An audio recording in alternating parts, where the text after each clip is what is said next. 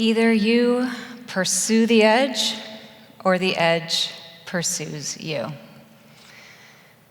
This is a line I've lived by before I even knew what it meant. The edge is pain. I grew up training as a professional ballet dancer, so my relationship with pain began early.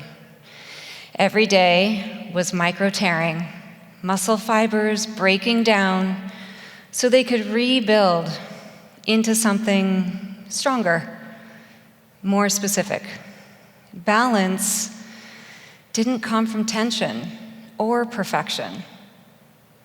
It came from constantly falling off-center and correcting. Grace didn't come from ease.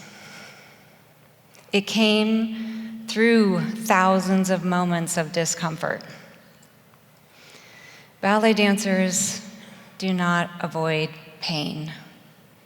Not because we don't want to, but because we can't and expect to get better. So instead, we learn to collaborate with it. We treat discomfort as data. Because pain is information. Every fall is feedback, the invitation for growth. What I didn't know then, training at the barre, icing my feet, pushing my body past what felt was possible, was that I was learning a much bigger truth. That this process of damage, repair, growth, it's not just a muscular truth, it's a neurological one. Psychology literature, such as the Brady publication in 2025, reports that this neurological process, damage, repair, growth, is known as post-traumatic growth. It's not the muscle fibers breaking down in ballet where growth comes from. It comes from the process of repair into something more specific, more conscious, more trained. Neurologically speaking, growth doesn't come from trauma or life's challenges. As Cassino described, it comes from the process of repair into something more capable.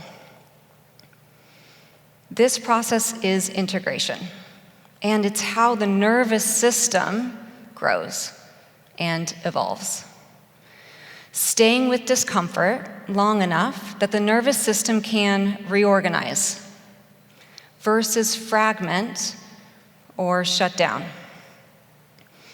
This is how a better possible version of ourselves can be built. Now, in ballet, you have to pursue the edge if you want to get better. But in life, transformation will come for you. Clinical psychology now understands that this can be the opening for post-traumatic growth, or it can linger as symptoms of post-traumatic stress. But the difference is this. When you pursue the edge, the pain has purpose. And that purpose gives you power. As ballet dancers, pursuing the edge was always about harnessing our power so we could grow. But emotional pain activates the same neural pathways as physical pain. This was displayed in magnetic resonance imaging of the brain in the 2025 medical publication by Monty and others. Repair from emotional pain rewires and grows capacity in your brain.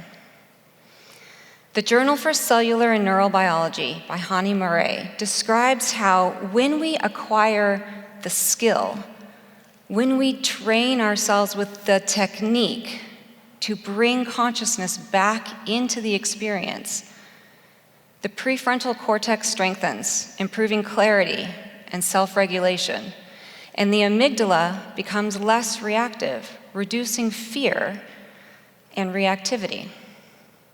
This is the nervous system meeting its edge, and we call it post-traumatic growth.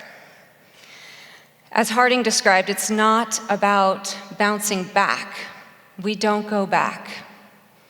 But it is about creating forward into a new architecture.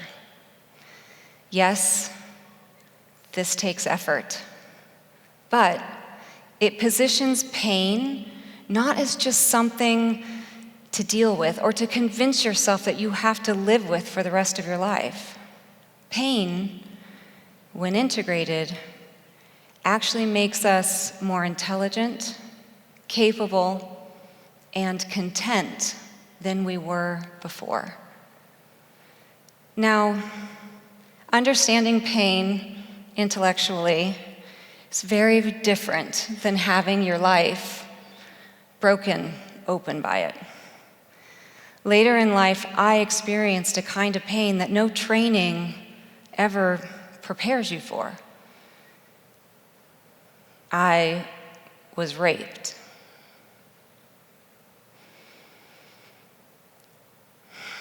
And in that moment, the tearing wasn't elegant. It wasn't chosen. There was nothing about it that was empowering or poetic.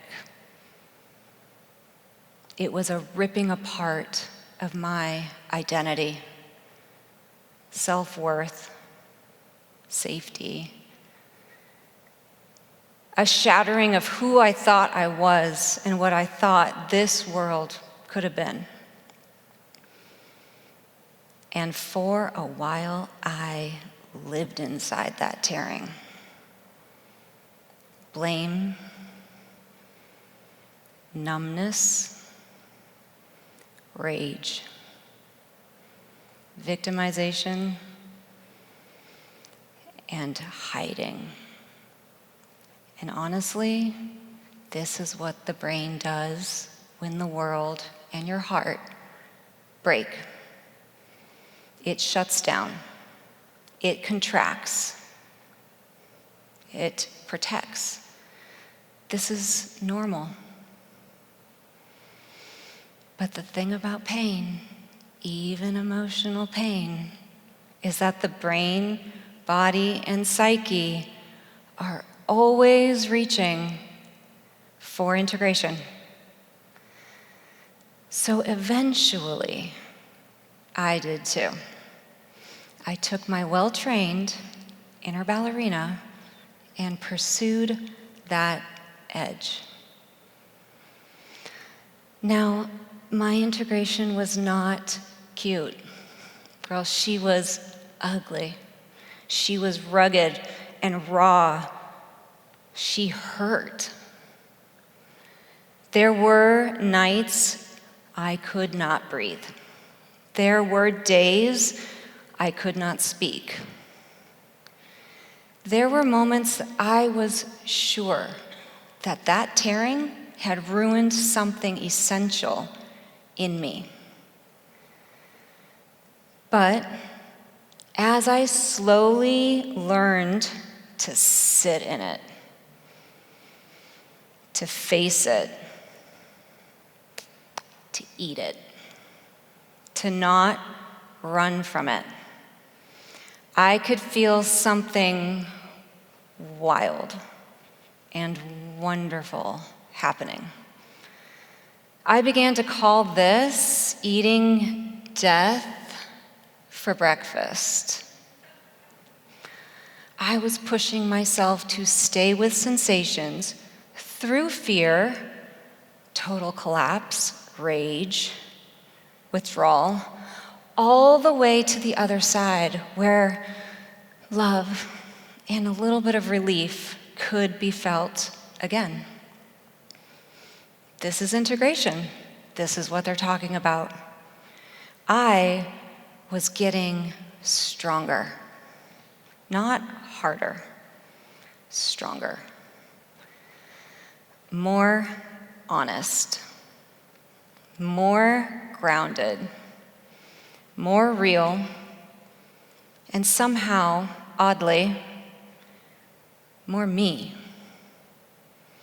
The tearing had created space. Uncomfortable space, but regardless, space.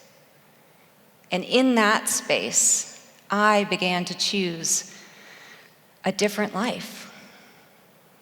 One with so much more acceptance and a depth of relaxation I had never had access to before.